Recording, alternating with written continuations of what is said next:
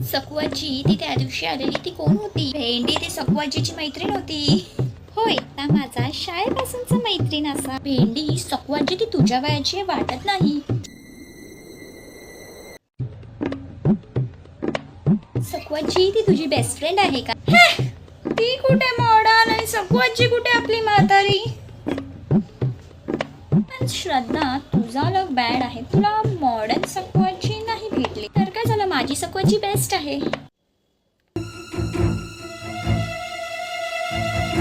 तरी सुद्धा ती सकवाजीची मैत्रीण कशी एकदम मॉडर्न आणि